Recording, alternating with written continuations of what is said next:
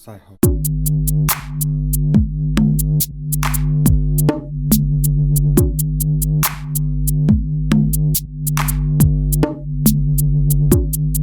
So it's actually quite refreshing to see laptops as thin as the Asus Vivobook S510U come to the market at 15 inches rather than a standard 14-inch screen size that we saw during the Ultrabook takeover. Now there isn't much difference between 15 inches and 14 inches, especially on screen size, but you do notice a slight difference, especially when you're doing things like media consumption or even photo or video editing. So this particular laptop that we were sent from Asus is the lesser two of the specifications available on the market. Now this particular laptop is sporting an Intel Core i5-7200U processor. It's got 8GB of RAM and a 256GB SSD hard drive. There is also an Nvidia GeForce 940MX inside too to give it that extra graphical bump to its performance. The laptop ranges from about £739 right up to £904, so do hunt around before purchasing because that is a huge difference in price. We found it, I think it was from a website called box.co.uk. I'll leave links in the description on where you can find it cheapest anyway. But Asus was selling it for one price. Another website, I think it was eBuyer, was selling it for really expensive. But then this box.co.uk had it really cheap. So there's a whole range of prices that we found on this laptop. So the whole thing has been brushed to make it look as if it's in some kind of aluminium chassis, which is partly true.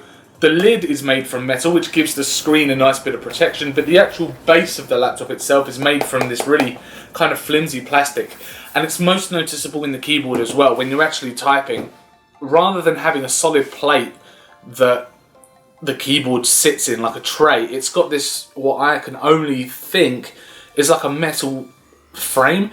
So when you're clicking things like the A and the D keys or the symbols and the enter down the right hand side of the keyboard, you can notice that there is a lot of flex on the actual keyboard when you're typing, and it wouldn't be hugely noticeable for very light typists, but if you are a heavy typer like me, then you will notice that the keyboard does give you a little bit of flex underneath. Now the whole thing though, I do think is actually built really well. It's been put together in a really nice kind of fashion, and I can't really see much damage happening to the laptop unless you are really careless and you knock it off of the side or pull it off of the side if you get your legs tangled around a charger. That's happened, and that's a very common issue with laptops. The overall build quality, I would say, is okay. The screen's a nice metal finish, but I'm just a little bit let down by the fact that the base is just made from plastic. I do think that Asus has made a conscious decision to keep the base plastic to keep down on manufacturing costs, so it's a lot cheaper to put together and therefore be able to be sold to the consumer for a lot less as well. So I don't blame them at all for really choosing to do that. The metal case on the screen is a nice touch to give that a little bit of extra protection, because that is probably one of the weakest spots on any kind of laptop. If that takes a hit, then you're more than likely going to need to replace a screen. And I also think that it's actually quite a smart looking machine, and I think it's actually one that could probably keep up with the likes of Apple with their MacBook Pros. It's the same kind of silver finish as those, although it's a little bit warmer, rather than theirs is a little bit more cold and a little bit more on kind of the silver side rather than, I don't know what you'd call this, not quite gold, but it does have a kind of brown tint to it. But overall, yeah, it does absolutely look really smart, and it does keep up with, as I say, a MacBook Pro and the style of a MacBook Pro as well.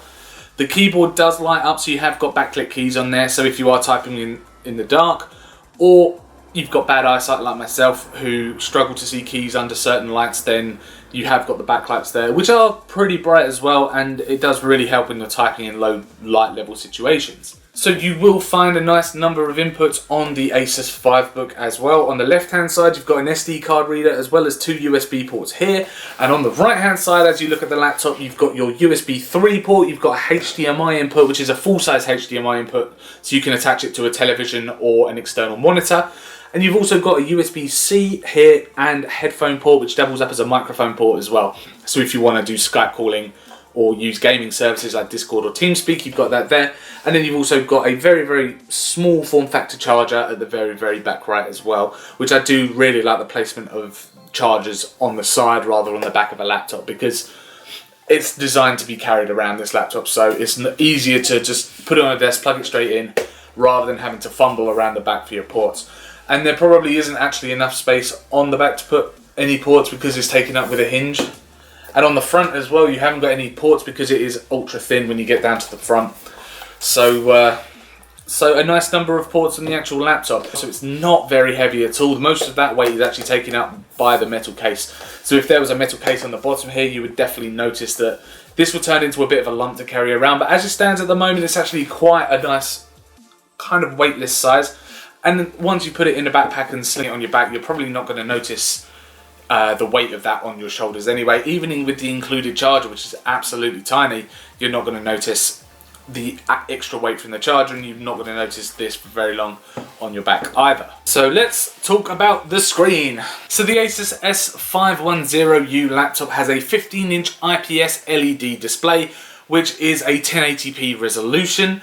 The bezels on here are a little thicker than I would have liked, but the actual left and right hand side bezels come in at around 1 centimeter, with the top bezel coming in, I would say, I didn't actually measure it, I should have measured it beforehand, I don't know why, about 1.52 centimeters, something like that, but they're a little thicker than I would have liked, and they're actually protrude from the screen itself, whereas if you think of a MacBook, for example, it just looks as if it's one thin sheet, where this actually looks as if the screen's been embedded within the metal chassis of the top of the laptop itself. It's not really a bad screen. There's not really anything great about it, but it performs on kind of an average level. Now, it doesn't go as bright as I would have liked it to have gone, so using it outside is really a definite no-no, especially if you're in sunlight. Because of the glare from the sun in your eyes, you're just not going to be able to see this very well at all.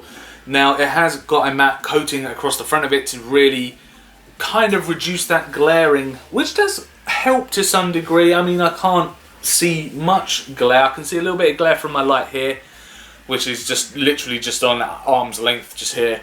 And I've got a bit, have I got any? Yeah, I've got some, I don't know actually. Where's the glare? Yeah, the glare's coming from here as well, which I can see, but it's not bad. It would be a lot worse if this was like a glass fronted screen. I get a lot more glare on my mobile phone screen than I do actually on the laptop itself, but it's actually not really a bad finish to the screen at all, especially when it comes to glare and things like light bulbs in your room, for example. One of the worst things is that this laptop only covers around 42% of the Adobe RGB color spectrum, which is a big problem when it comes to photo editors and video editors.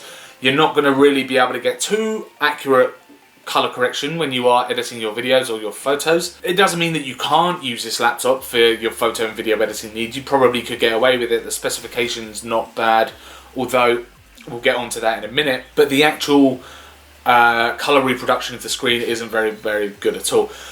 When colors are supposed to be pretty vivid, they're not. They're a little bit more dull, and black levels aren't as black as I think you would probably want them to be if you are a video editor. I would say this laptop probably avoid if you are looking for something to do your photos and videos on. But if you are using it for your everyday tasks, the contrast ratio is really nice. So if you are using it for documents, web browsing, then it's absolutely fine. And of course, YouTube or Facebook surfing, Twitter, anything like that, anything that you could put in an everyday use kind of category would be absolutely fine on this laptop. If there's one thing that I really liked with this laptop, is the fact that it's got this hinge that goes across the entire, pretty much the entire length of the base and the screen. So it just feels like such a solid kind of movement when you're opening and closing the screen. It feels really nice. Whereas on my old laptop by XMG, I've got a hinge on the right hand side and I've got a hinge on the left hand side, and already I've had the laptop maybe a year and a half, 2 years, and it's already broken. The screen is broken. I mean, admittedly, I do use it a lot for work purposes, but at the same time I would expect a laptop to last a lot longer than maybe a year and a half, 2 years, because of the hinge and a broken hinge on between the screen and the base. But this feels really solid. It feels really nice. There's a bit of flex. It doesn't quite lock into place like something like the Dell laptops we've just recently seen. I'll leave a link in the description. But it's got a bit of a flex, and it doesn't, as I say, doesn't quite lock in, which I suppose is okay if you're going to be careful with it. But if you are opening it to one position, then you're not going to have too much of a problem with this laptop. It actually works pretty well. It's taking forever to load. Bloody Unigen engine. So likewise with the screen and the build quality, you are let down by the slimline design when it comes to performance. Now the biggest problem here is the processor. I said earlier that you get an i5-7200U processor, which isn't a full-size processor, it's a slimline processor, which means that you're only getting 2-core performance. Both cores are clocked at 2.5 GHz, however, so for everyday tasks you're not really going to notice much of a difference when you are doing things like Word documents, word processing, or spreadsheets, internet browsing, social media. You're not going to notice much of a difference at all. It only comes down to when you're playing games, when you're doing your photo or video editing that uses a lot of CPU power. When you're doing that, you're going to start to notice the laptop slow down a little bit. A saving grace to the laptop, however, is the 940MX graphics chip that's inside from Nvidia, which enables you to play games at least on low or medium settings. Now, at first I tried 2 tests. I tried a test when I was using streaming over the internet from my Steam account. I played Assassin's Creed and I got solid 60 frames per second. Granted, things like the colours weren't as good on here as they were on my desktop gaming rig, but it was playable and it was really smooth and it worked really well. Now, the second time I tried, I played through the actual laptop itself, and I can tell you that it was a completely different experience. I had to play the game at low to medium settings, and I was only getting around sort of 25-30 frames per second. At a few moments it jumped up to around 34-35, I noticed, but it wasn't anywhere near as good as streaming games from a gaming desktop. Now, having a look online at various different titles that people have played on this laptop, and it's really the same sort of thing. You can get away with low settings, medium settings maybe, not so much on now AAA titles, as they are very, very demanding of computers, but certainly on older games like, as I say, Assassin's Creed. It's not the most demanding game in the world. Deus Ex Human Mankind is another one that you could probably get away with. Doom on very, very low settings, maybe you could get away with that. But you have got a laptop here that you are able to play games on it. You're just not able to play them at a sort of very high graphical setting, but it is playable. MOBAs, like I play a lot of Heroes of the Storm, absolutely fine playing on this. League of Legends, again, I tried, absolutely fine, and Dota as well, that you could probably get away on this laptop. So it's not demanding when it comes to the MOBAs or any older games, but higher AAA title games that demand a lot more from PCs and laptops, then you probably won't be able to play them on here. Or if you can, then you're going to be playing them at very, very low settings, getting way below 30 frames per second, which can be a bit of a problem when you're playing games, and causes things like lag and drop frames and things like that. So I would avoid any new games with this laptop, but it has got a bit of graphical performance there to be able to play some games. So the battery life on this laptop is superiorly average as well, only coming in at around 7 hours, and that was through watching media and consuming media like Netflix and YouTube, Amazon Prime. It's not really that bad if you are going to be carrying it around with you anyway. You're going to be inevitably going to be carrying a charger with you, so just put the charger in the bag as well, and then you won't have a problem with running out of battery. But 7 hours isn't bad for a laptop. There are certainly laptops that are worse out there than 7 hours, but there are also laptops that are better. And I think Asus should have really made an effort to put a bigger battery in here. I'm not sure how much space they've actually used in here, but feeling the hollow case, there's maybe a bit of spare space in there. I don't know where the actual battery is, but because on the bottom it looks like it's a completely sealed unit on the bottom, so you can't even get to a battery. As this laptop has been designed for people to carry around, and it's been designed to use on the move, very much like a MacBook, and to have that 7 hour battery life without a fresh charge, you're not even going to get through a working day. An average working day is 8 to 10 hours. So you're not going to get through a full working day, especially if you've got multitasks open, you've got your screen brightness up, you're watching media on your lunch break as well from work.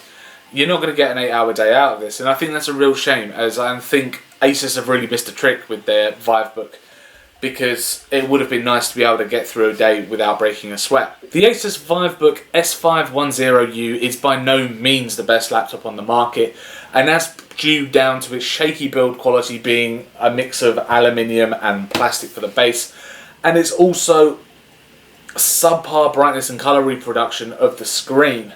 Now, if you are looking for a slimline laptop at 15 inches this is really your only option. And I don't want to say that it's a completely horrible laptop, because it's not.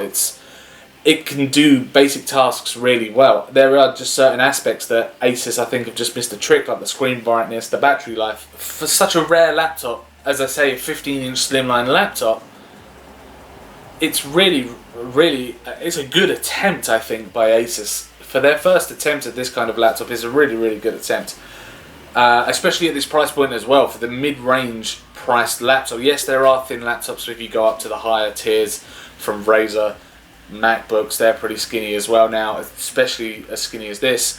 But for that mid-range tiered laptop, this is a really good effort. It can handle all of your work applications. It can handle light media consumption from Netflix and YouTube, but gaming, yes, is possible, and video and photo editing I would avoid on this laptop personally, just because of the colours on the screen.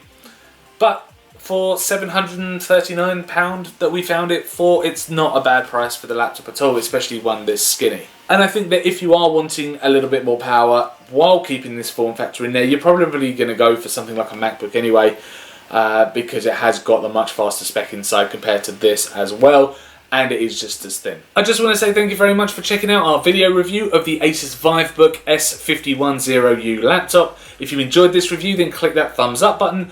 Please subscribe to keep up with all of our latest tech and gaming videos, and also let us know in the comments if this is something that you would probably buy for yourselves, or whether you would spend the extra on a MacBook or one of the Razer laptops now that are really super thin, or you would just sacrifice that skinniness and go for something chunky, gaming grade kind of laptop, especially for £740. Let us know in the comments, and thank you very much for watching, and we will see you in the next review.